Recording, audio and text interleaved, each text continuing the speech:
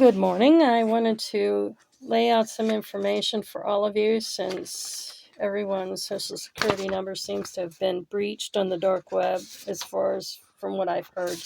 So here's some information for you that you may or may not have received. You want to make sure one of the first things you do is check to see if your information has been data breached on the dark web. You can do that through different services. I'm not going to recommend any one service. You can do your research on that. Most of them you have to pay for. Some of them you don't. If a company offers you free credit monitoring and information monitoring if there was a data breach. So if you have a data breach, and one of the latest ones is National Public Data, then you can contact that company for free credit monitoring and they should give it to you. The next thing you want to do is lock your social security number. And I have not heard anybody talk about this on YouTube. They talk about everything else, but I'm going to mention the everything else too. So how do you lock your social security number? And I will explain this. First of all, keep in mind when you lock your social security number, you're not going to be able to get a job while it's locked, look for employment, apply for a job, or get government benefits. So you can unlock it anytime and then relock it. It's similar to a credit freeze, but you're locking your social security number. You want to go and create an account on myeverify.uscis.gov. I'll spell it out for you. M as in Miller, Y, E, V as in Victory, E, R, I, F, Y, .uscis.gov.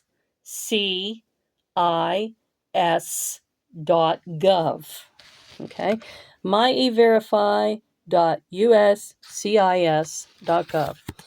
You'll need an email.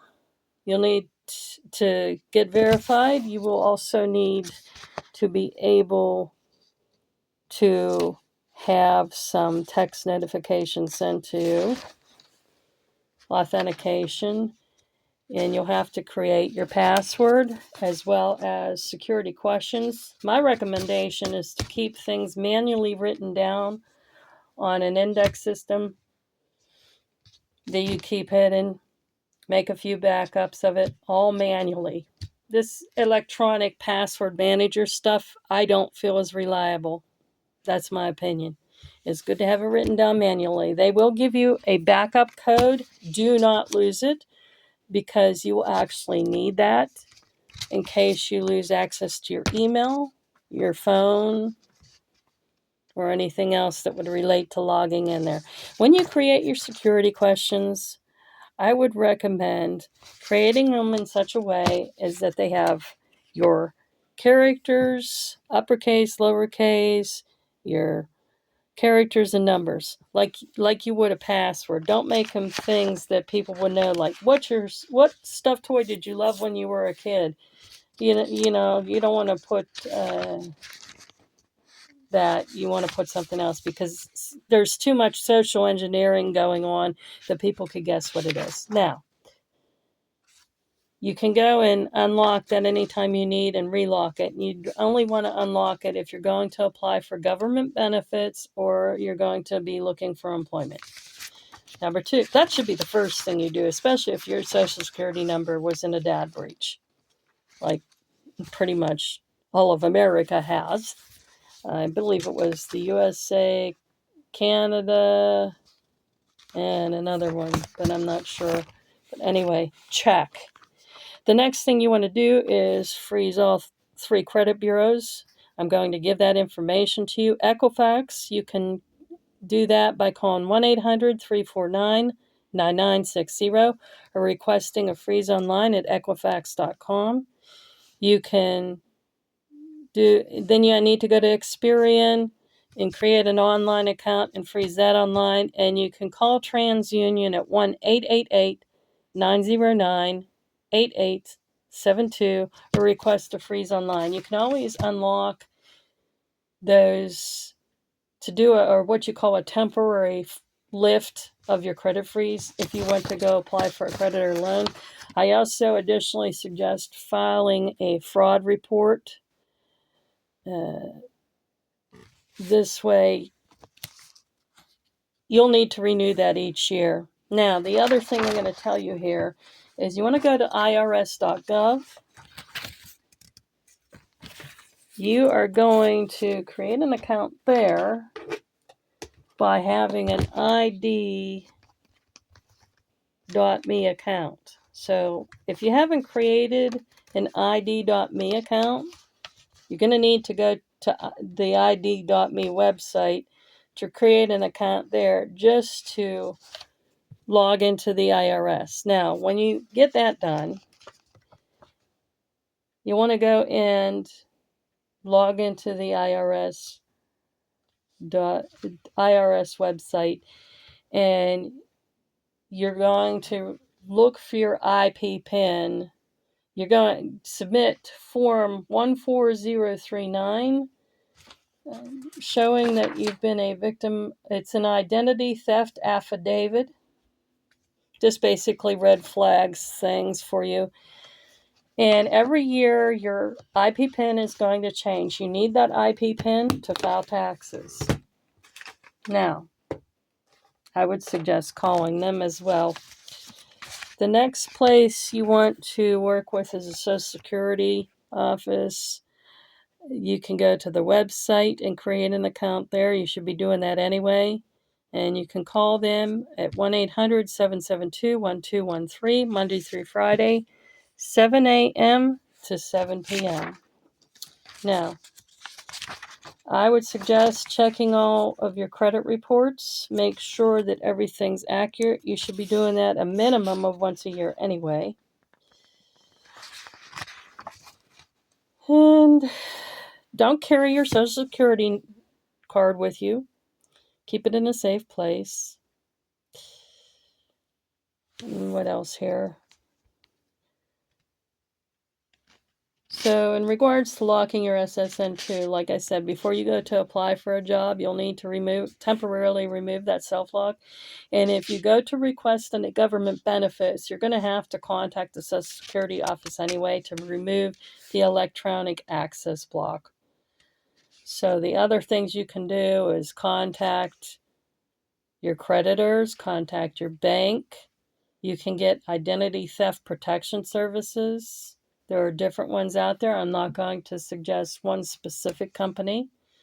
Do your research and monitor your credit report for any suspicious activity. If you do have credit cards or a bank card, I suggest locking everything down. Only unlock it if you're going to use it. As for your bank card, you should never be using that bank/debit card anywhere anyway, because it's too easy to get that information. I would suggest never using an ATM and only going inside the bank.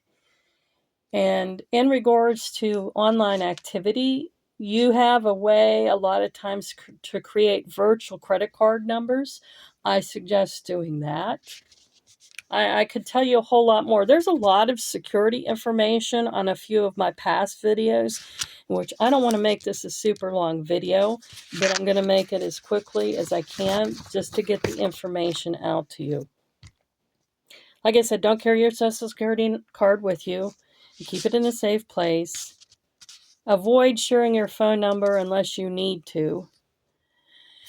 Make sure that if you get an email that looks like it's valid, don't click on a link to log into your account. Make sure you go to the actual web browser and type in the company's actual web address and log in that way. Never, ever, ever, ever open, because there's spear attacks, phishing attacks. You get all sorts of problems. And you want to create strong passwords for anything. Never make them the exact same password. Characters, upper and lowercase letters, and numbers. And like I said, I wouldn't even suggest using a password manager. I'd go so far as to say that I don't care if you have 1,000 accounts. Write each one down. Make them all different. If you care about your security, yeah, you're going to have to hide it all up your butt where the sun doesn't shine. This is you have to be knowing how to play 4D chess and be 1,000 steps ahead of these identity thieves.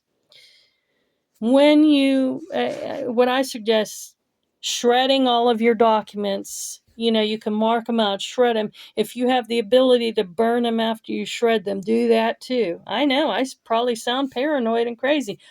Trust me, I've dealt with a lot of stuff. I'm telling you what can help. Be careful of sharing your social security number digitally. You always want to monitor all of your accounts for unauthorized activity. You can actually have your credit card accounts and bank accounts set up to give you specific alerts. Use the Identity and Theft Protection Services. And really, honestly, I would just say look at some of my past videos. But those are the things I have for you for now. If I can think of anything else, I will actually make another video. But like I said, a lot of YouTubers talked about all the other stuff, but I have not heard of anyone, and maybe there's someone who has already locked down your social security number. Again, that website is myeverify.uscis.gov. And remember, once you take care of that, if you go to apply for government benefits or apply for employment, you're going to have to log back in and unlock it just to do that, and then relock it when you're done doing what you have to do. It's the same way they do credit freezes and fraud log. Fraud alerts on your credit reports last for a year unless you have a special circumstance, so you'll need to add the fraud alert every year after that. These people, once they have your information, they have it forever. Okay, so it's good to stay diligent. Again, the Social Security office number is 1-800-772-1213. You can reach them Monday through Friday, 7 a.m. to 7 p.m. If you have had a problem and got hit already, you may even have to go in and get a new Social Security number, which is a real headache.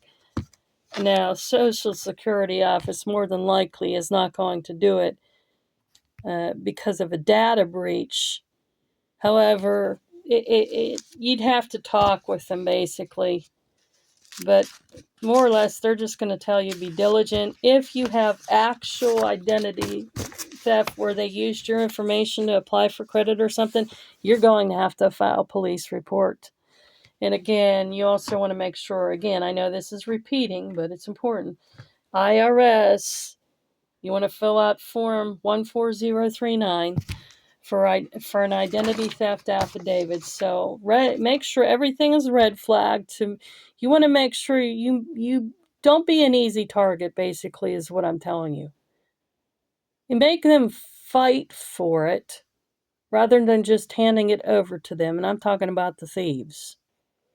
They already have your information. Now you have to deal with it. That's up to you. I don't want to see anyone have problems.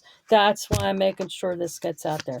You take care and have a great week ahead of you. Talk to you soon.